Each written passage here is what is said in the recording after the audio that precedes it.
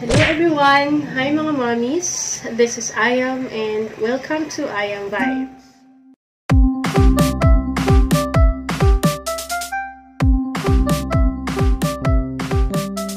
Halos higit isang buwan na po simula nang tayo ay nakapagpahinga and thank you Lord for the chance, mga pagkakataon na nabibigay niya sa akin syempre. Actually, nakalib po tayo ngayon sa trabaho and for today's vlog, sinadya ko po ito because I want to share my journey of labor and delivery. Gusto kong i-explain yung side ko, bakit nila sinasabi na ako yung babaeng nasarapan manganak.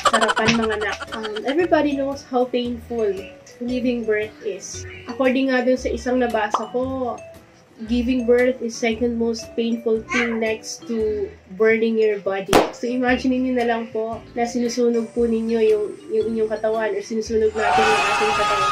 At ito ay na-experience ng lahat ng mga kababaihan na able mag-bear ng child. So, while the experience is different for everyone, yung iba-iba yun eh. So, depende yun sa bawat babae. Pero, isa lang ang alam kong common sa lahat, which is yung pinakamasakit na parte ay yung tinatawag nating pag-labor.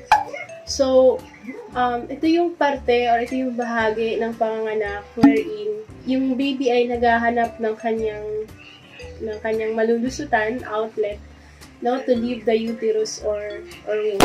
Parang mararamdaman mo yung strong menstrual cramps, parang nagkakaroon ka ng cramps sa loob ng tiyan mo na sobrang sakit that could take your breath away and makes you unable to talk. Really.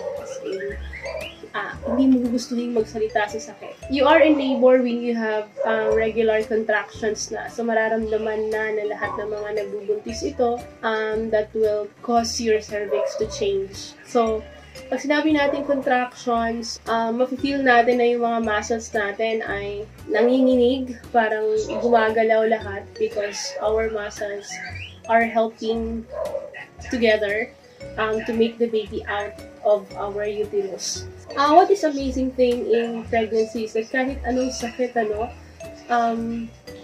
nakakalimutan ng mga kababaihan yung sakit na yan. Kasi, syempre, yung sarap, kumana, nakapalit. Oo, parang sinasabi nila, yung sakit naman, isahan lang yan, blah, blah, blah. Pero, yung sarap, nandiyan lang yan. Yeah, boy! But still, what is amazing is, kahit sobrang sakit, nakakalimutan ng mga kababaihan yun, and still able to bear child again and again and forget those pains. So, really, it's God's blessing. So, nakaka-amazing mga bagay na. Now, I would like to share to you my 2 journeys of giving birth. Nagkaroon ako ng lakas ng loob to share with you sa naging journey ko. Kasi po, dalawa yung naging baby ko, magkasumulan po sila. But I would like to share first, of course, yung baby girl ko. And, of course, itong last, ay baby boy naman. Yun, dalawang magkasunod na taon yun. Una po ay June 4, 2019, and then yung pangalawa naman ay nito lang, October 2020. So, halos isang taon lang yung naging gap ng dalawa kong babies. Gusto kong i-take tong opportunity na to share my experience among mommies, sa mga gustong maging mommies or currently mommies na and gusto pang magbuntis. Because these are the things that are not taught in school, no? And not learned in school. Hindi tinuturo sa atin kung paano ang tamang pag-ire sa eskwelahan and so on. So totally, our experience really will tell us what and how to do next. What's next? So parang ganon. Let me start po my journey on my first baby girl. So last June 4, 2019, nanganak po ako sa isang baby girl, but ang expected delivery date ko po noon, or yung EDD na tinatawag nila, was 3rd week or 4th week pa ng June, which means to say, I had it earlier. So diba, sinasabi nila lagi na o pwedeng manganak ka 2 weeks before or 2 weeks after ng iyong expected delivery date. So, yun lagi ini-explain ng OB-GYN sa atin. So, in my case, I had it 2 weeks before. So, nangyari nga sa akin yun. Actually, June 4 is opening ng klase yun. And since I am a public school teacher here in the Philippines. I have to file a maternity leave in school. So I have to follow the right process to file a maternity leave, of course, to keep my job. So it was an opening of the classes and I was planning to go to school that day to process my papers. And then I have to drop by on the clinic of my OB-GYN to have signed paper that is part of my maternity leave. Dadaan lang ako sa kanya. By the way, I have a tall and handsome and kind male OB-GYN whom I trusted my babies both. Opo. Wow! Lalaki po yung OB-GYN ko. So at first, it was a kind of awkward to take off my undies if he will ask me to do so. Parang tingin ko, ano yung gagawin ko sa akin. But because he will gonna check me, of course, I have to trust him and he has to trust me or vice versa, and then so on. Naging mas komportable na kaming magtrabaho sa isa't isa. And nararamdaman ko na inaalagaan niya ako. So, yun na, nagka-cry na yung baby ko. So, i-rush na lang natin itong vlog na to. So, ayun nga. Andun ako sa OB ko, mga 2 o'clock ng hapon yun. Baka magpapapirma lang dapat ako sa kanya. Tapos sabi niya, since June 4 na din naman yun, check niya daw ako, higa daw ako. Tapos, bibigyan niya daw ako ng IE. Pag sinabi nating IE, ano yan it means an internal examination po yun. It's internal examination procedure na kung saan maglalagay sila ng glove, tapos maglalagay sila ng cream, tapos sa dulo ng fingertips nila, and then gently inserted into the woman's vagina to check or to examine the cervix of the woman kung open na ba siya, and so on. So, ganun yung IE na tinatawag. At masakit po yung IE na yun kasi, syempre, yung finger nila, ipapasok nila sa vagina ng babae. Then, my OB said at the time that I am already open cervix. Sabi niya, oh, bukas na to, open cervix ka na, 1 cm ka na. Ganun yung pagkakasabi niya sa akin. So, pag sinabi natin 1 cm na, ibig sabihin, nag-open na yung cervix ko. Ibig sabihin nun, dilating na siya or meron na siyang cervical dilation. When I say dilation po kasi, sa pagkakaintindi ko, isa ito sa mga pamamaraan na kung saan pag nag-labor yung babae, isa ito sa mga paraan ng pag-check ng mga doctor or ng healthcare kung ano na yung progress ng cervix mo. So, magsa-start yan sa 1, 2, 3, 4, 5, 6, 7, 8, 9, hanggang 10. So, during labor, the cervix opens to accommodate the passage of the baby's head into the vagina. So, kapag 10 na, so buhang-buha na, so able nang lalabas yung ulo ng bata. So, sa case ko, 1 cm pa lang po ako, which means na hindi lang yun kasi I am now actively in labor. Pero, wala pa akong nararamdaman that time. So, sabi ng doktor ko, sige, bago ka pumunta ng school mo, punta ka muna sa Mercury Drug para bilhin tong prescription ko. So, naresitahan niya po ako ng Primrose that time. Evening Primrose, para po siyang oil. Capsule po siya. Pinabili po siya sa akin. Actually, 6 pieces po yung pinabili niya sa akin, which, alam ko, can be taken orally or pwedeng inserted lang vaginally. So, automatic pag na-insert yung capsule, automatic will melt within few minutes. Tapos mag-leak yung oil sa cervix. Tapos yung oil na yun, ayun yung tutulong sa dilation na tinatawag. I took a walk from the hospital to the Mercury Drug for about mga 300 meters away lang. Felt no pain. Wala akong nararamdaman. And of course, I still able to went back in the OB's clinic ng 3 o'clock in the afternoon. So, when I went back, he vaginally inserted the tablets. Kasi out of 6, 4 po yung in-insert niya sa aking vagina, yung Primrose na yun.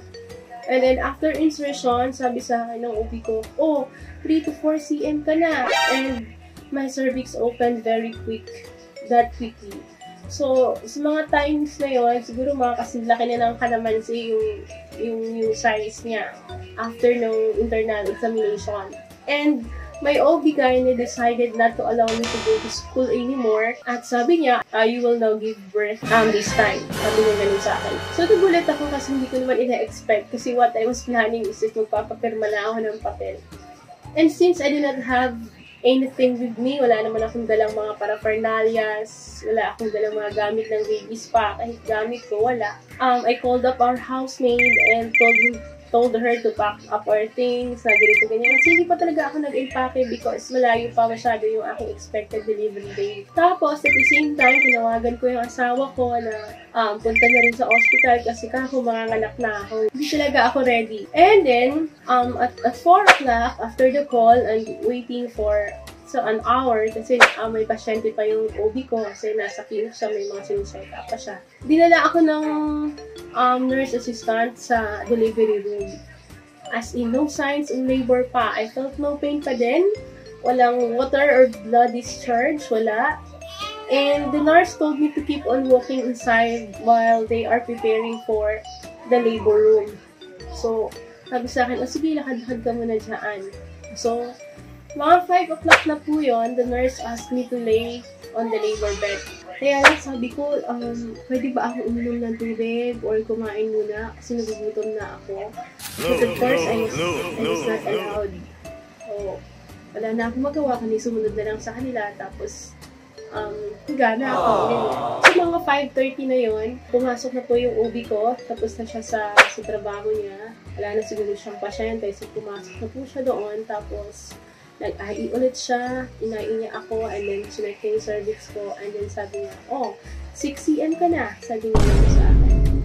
But still, felt no pain pa din ako, wala pong discharge, water, or blood, wala po akong gano'n. What the nurse assistant did, na sinabi rin ng doktor na gano'n ang gawin niya, is that nag-rupture sila sa panubigan ko. Uterine rupture is a rare, but serious childbirth complication that can occur during vaginal birth. It causes a mother's uterus to tear so her baby slips into her abdomen. This can cause severe bleeding in the mother and can suffocate the baby. This condition affects less than 1% of pregnant women. So parang they are forcing it to rupture or to induce to have a water discharge para lumabas yung aking panubigan. And by that time, I felt that parang akong umihi na hindi ko mapigilan. So, I started to feel the pain after na lumabas yung napakadaming tubig sa puwerta ko. And nagsimula na po akong masaktan and yun nga, the most painful part. And then the baby started to keep moving na. So, hilab na siya. And I think, yun nga, doon ko naramdaman yung labor. And yun na yung pinakamasakit na bahagi. So, 6 o'clock po ng hapon, yung dalawang nurses na assistant ng OB ko, binigyan po nila ako ng tinatawag na fundal push. If you are familiar with the fundal push, that is pushing the baby to help her out, no? Parang tinutulungan nila yung pasyente nila para i-push yung bandang stomach para may force. So,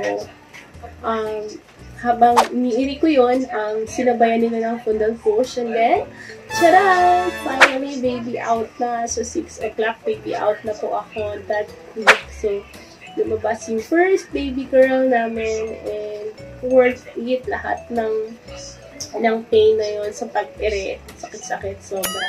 Oo naman, the pain was there. Hindi naman ako superwoman na lahat of the pain. But at least, yung labor is not so much felt, no? Yung the exertion of efforts na 100 efforts, naibigay pa rin naman natin sa pag-ire. And then, yung pagkakataon na marinig mo yung iyak ng baby mo, and finally you will know na baby out na. So parang relieve lahat. Yung feeling na sulit lahat. Parang nawala na lahat ng energy mo, pero mababalik lahat yun pag narinig mo na yung iyak ng baby. Nararamdaman ako ng mga nanay dyan na nanganak na. Super thankful, diba? Super saya. And the funny thing is that, I guess, I was enjoying that labor kasi I able to forget the pain very, very soon and get pregnant again. So, bilis talagang mabuntis din ako. Healthy siguro yung mattress ko. And when I get pregnant, so, ayan na. Umiiyak na sila. Nag-iyakan na sila. So, I have to rush this video. So, though it was also part of our plan to raise child together. Sabi namin kung gusto namin sundan, sundan na agad para isang alagaan na ganyan. Pero tingin ko, we have it too soon kasi yung baby namin is still 6 months when I get pregnant again. So, before the lockdown was imposed in the Philippines, we know already that I am pregnant again. So, January pa lang na-confirm ko na buntis na ako. And so, the beginning of our journey of giving birth, as of this moment, you will notice na naka-sleeveless tayo, pero andyan pa rin yung blackening ng ating mga leeg, yung underarm. Tumaba talaga tayo ng gusto. Tingnan nyo naman po yung mga braso ko and other physical changes. So, we are still in the zone of recovering the pain pa rin. Other than the tahi, yung sugat, but the emotional pain and the psychological pain, it leaves. So, sobrang, ayun yung hindi basta-basta nawawala ka agad. And only girls will understand me. And only women will understand that. Yung mga babae lang na nakapagpanganak na yung nakakaunawa sa namin. Kaya nga, di ba, yung postpartum depression, sobrang hirap niya, sobrang nakakatakot siya. It is so hard to be pregnant during pandemic because I have hard time of going to the hospital for consultation in the fear of COVID-19 infectious disease and the fear of being infected. Hindi ako lumalabas ng bahay, wag na lang magpa-check up, sunod na lang. So, much as I wanted to go to the hospital for check up, I decided to stay home na lang and do the necessary things as my OB told me last year. Kasi fresh pa naman sa akin yung mga ginagawa ko last year. So, like, eating less sweet, less na maalat, more unhealthy, and nutritious foods. I also took calcium and ferrous sulfate, so yun, drinking maternal milk. So yun yung mga pinagagawa ko. Kasi yun yung pinagawa sa akin last time. I even experienced the pain of the swab test for COVID-19 for the COVID-19 test. Since it was a requirement in the hospital, yung susukin yung ilong mo nung napakahabang para siyang cotton buds na napakahaba. Ayun yung ang sakit-sakit ng swab test na yun na pwede lang sana hindi gawin, kaya lang a requirement in the hospital. Finally, ayun na nga, it is October and it's my expected delivery date one more time. And the last week of October or first week of November yung aking EDD. So this time, I have packed all the bags necessary for delivery, unlike before na hindi pa ako nag-ready. So, yun, nag-ready na ako, ganyan. So, konti na lang din yung mga pinamili namin kasi may mga gamit naman na yung previous baby ko. So, medyo nakatipid kami ng kaunti. So, here comes October 22. Thursday po yun. Naghapunan pa kami dahil gustong-gusto ko yung ulam. And then, after eating, pinagpawisan ako ng malamig na pawis. And iniisip ko siguro init lang yun. Kaya I decided to take a bath and thought that yun nga, sa init lang yun or sa humid lang yun kasi medyo mainit ng mga panahon yun. But while taking a bath in the comfort room, I felt the pain continuously. So I texted my OB. Sabi ko, Doc, sumasakit na po yung tiyan ko. At sunod-sunod na siya eh. So, my OB-GYN replied me to rush into the hospital and see him there. So, tinext ko na rin yung husband ko na go home na, dali na yung sasakyan kasi nasa work pa siya that time. Mga 8:45 o'clock, lumabas ako ng CR, nagbihis, nagpack ng mga iba pang mga dadalhin kasi alam ko manganganak na talaga ako. So, ayan. Umiyak ko po yung baby ko, kaya dinala ko na lang. So, tuloy ko na po yung kwento ko, no? 9 o'clock, tumating yung car, and then, it takes 45 minutes to travel from home to the hospital. Tapos, habang nasa loob ako ng sasakyan, nagli-labor ako, nararamdaman ko yung pain na gusto na talaga lumabas ng baby, no? Naghahanap na talaga siya ng outlet, ganon. So, nararamdaman ko sa loob ng tiyan ko yung mga cramps. Pero, wala akong discharge pa. Wala pang water discharge or blood discharge. Wala pa ako mga ganong signs. So, 9:45, dumating kami sa hospital at diretso kami sa nurse station. At pagdating doon, nag-sign up ako ng mga documents. Napakaraming documents kasi medyo na hospital kasi yung medyo ating hospital yung pinangalakan ko. So, habang nagsusulat ako, bigla ko naramdaman yung water discharge. And para akong, yun bang feeling na para ako umihi or parang nagbugas ako ng parang isang balding tubig sa aking shirt. So, ganun yung nararamdaman ko na hindi mo napigil. Yung ihi kasi napipigil mo yun eh. Pero pag gano'n yung discharge, hindi mo talaga siya mapipigil. Medyo nahiya pa nga ako dun sa mga nurses around kasi syempre yung aking mess. Pero sabi nila sa akin, hindi, huwag mo nang isipin yan. Isipin mo na lang na manganak ka na and ganyan-ganyan. So, ganyan sinasabi na hindi ko na alam kung ano yung mga sinabi pa nila sa akin. Then, dinala na po nila ako sa emergency room. Tapos, ginahiga ako and binigyan po nila ako ng IE. At sabi nung nag-IE sa akin sa loob, sabi niya sa akin na I was already 8 cm. Sabi niya ng 8 cm, ang laki na po nun. Almost palabas na po yung baby. So, nag-rush na rin silang mag-prepare ng labor room. Tando na rin yung OB ko. Inakit nila agad ako sa 3rd floor and finally to the labor room. Siguro mga 3 ere lang po ako noon. So, 10 in the evening, I entered the labor room. Siyempre, nararamdaman ko yung pain at yung feeling na gusto nang lumabas ng baby. Itong baby ko ngayon, gustong-gusto niya nang lumabas ng mga panahong iyon. I shouted pa nga and cried kasi parang nanghihingi ako ng tulong kasi feeling ko parang pinababayaan ako ng doktor pa na umire ng umire. Sabi ko, Doc! Yeah! I did the fundal push! I still remember yung mga sinasabi ko gano'n. Hinanap ko sa kanila yung fundal push na binigay nila sa akin last year. So, parang sabi ko, I can't bear it anymore. Nagsisisigaw ako. Hindi ko maintindihan kung bakit. And then yung OB ko, sabi niya sa assistant niya, sige, fundal push mo. And then finally, 10:28 in the evening, baby out na po ako. So, declare na sila as baby out na daw. So, this time, baby boy kasi itong last baby ko. So, this time kasi yung umbilical cord niya ay nakapulingkot sa kanyang leeg. At yun yung nakapagpadagdag ng pain sa akin. Kaya nahirapan din ako manganak kasi sobrang laki niya. Kasi nga, kulang ako sa exercise. So, nasa 3.55 kg siya. Too big siya for me kasi alam mo naman, maliit lang ako babae. Ang pinagkaiba lang noon is that I wasn't able to maximize the time to have an exercise. Kaya siguro lumaki ng gusto yung baby ko dahil sa pandemic. So, unlike nung previous pregnancy ko, that I used to go up and down sa school stairs, first floor to 4th floor pagminsan. So, tingin ko nakatulong yun. Labor is the most painful part of delivery, but still, a blessing pa rin kasi nairaos pa rin, naku pa rin ang maayos. Para sa lahat ng mga mommies dyan na planong magbuntis or currently buntis, pero natatakot na mga anak, naniniwala po ako that everything is in the power of mind. Opo, lahat po yan ay nasa isip. Just think of the best possibilities that, of course, you really can do it. You really can do it.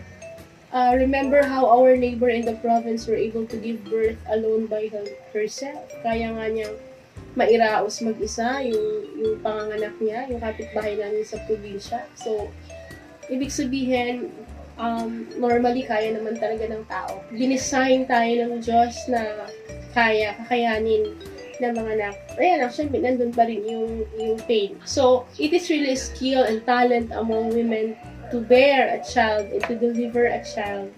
No? Huwag daw po tayong matakot, huwag tayong pangunahan ng takot, or else, hindi talaga magagawa yun. So, pagka napangunahan na po tayo ng takot. I have not felt the pain of being a cesarean. Hindi ko po sila naiintindihan. But, it is really a goal for all mothers to give birth normally. And milestone po yon if magawa nating ma-normal yung ating panganganak. Alam ko, mas masakit ang cesarean. Bukod sa mas masakit sa bulsa, mas masakit sa pakiramdam. Okay? Lahat na ng factors ay nandoon na.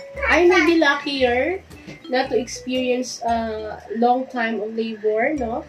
Na na-experience ng iba. Isang linggo, 5 days, 3 days, or 24 hours. I can't imagine how painful it was. Sobrang salute ako sa lahat ng nanay na nanonood sa atin ngayon. So, Before I will end this vlog, just pray before your expected delivery date. Just save your energy. Huwag po kayong magpagod. No? Save your strengths. Save your emotions. And prepare for that day. Hayaan niyo yung maitim na kinikili, maitim na liig, babalik din yan. Maitim na mga pagmumukha or ano pa. Babalik din yan. Huwag masyadong isipin yung asawa. Kasi ikaw to eh. Think of the person that you can extend your energy. You ask the guidance and blessings from God. And worry and fear doesn't solve your problem. Diba? Kasi kung pangungunahan ka nun, wala talaga. All you have to do is to follow the steps to have a healthy pregnancy and to meet your pregnancy journey into God's hands. Ayun lang. Good luck mga ma'am. Thank you for tuning in. I am Vibes. Bye!